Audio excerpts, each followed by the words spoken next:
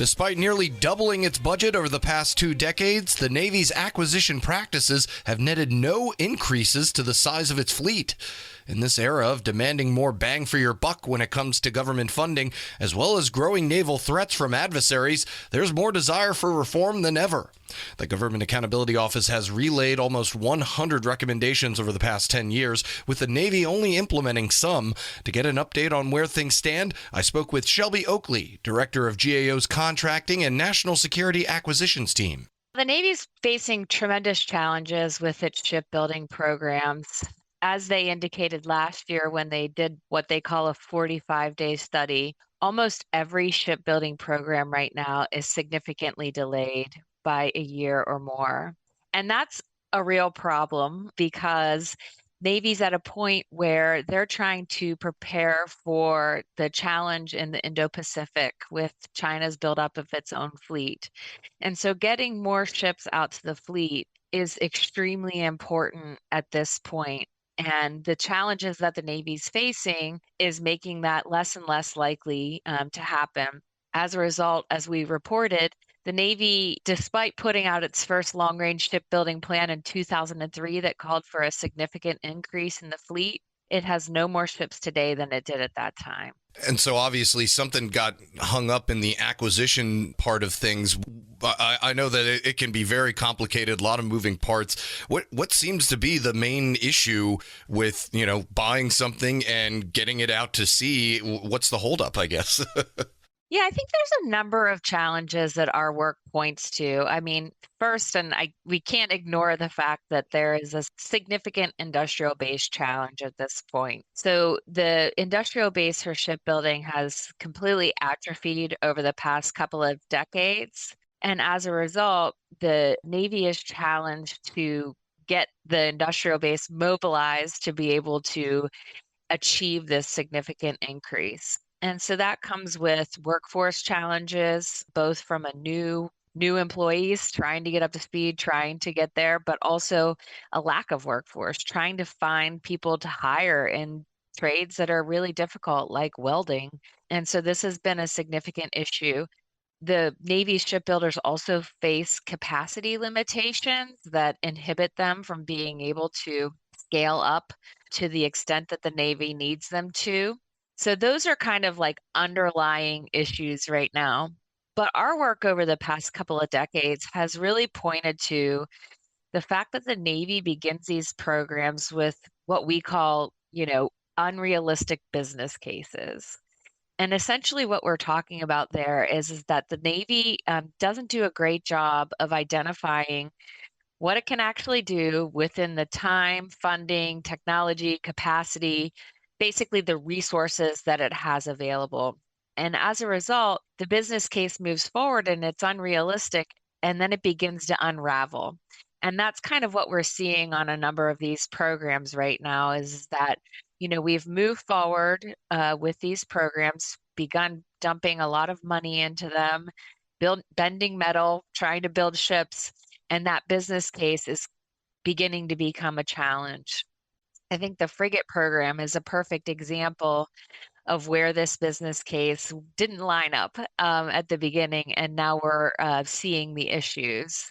In particular, the Navy was supposed to use what's called a parent design on the frigate program as a means to be able to more easily get a ship out to the fleet quickly.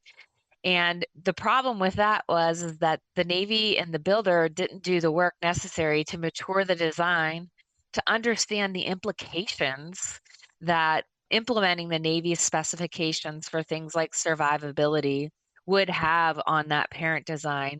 And now, as a result, even though the Secretary of the Navy certified that the design was complete more than 2 years ago, the Navy's sitting at about 70-ish, 77% complete at this point once they re-examined the progress on that design. And that has effectively stalled construction while they're trying to go and finish that design to be able to move out more quickly.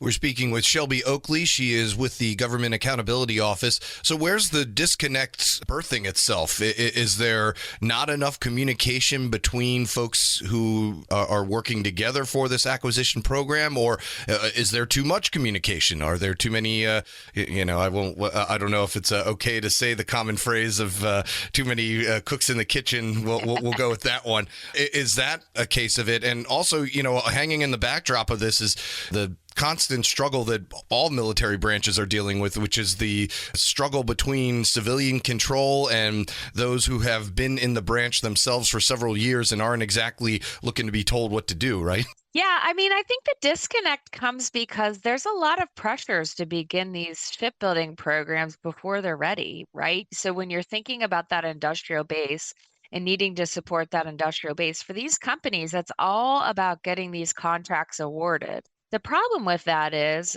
when you're awarding a contract for construction before you've completed the design of the ship, it doesn't reflect a realistic estimate of what what it's going to actually take to build that ship. And so, that work at the beginning of the program to really understand what it's going to take is, I think, where we think much of the disconnect is happening and where the communication is lacking. So then you kind of get to this point where, to get to your too many cooks in the kitchen point, people begin to kind of complain about, changing requirements and needing to do certain things for, experts in certain areas that are called technical warrant holders to be able to meet Navy specifications.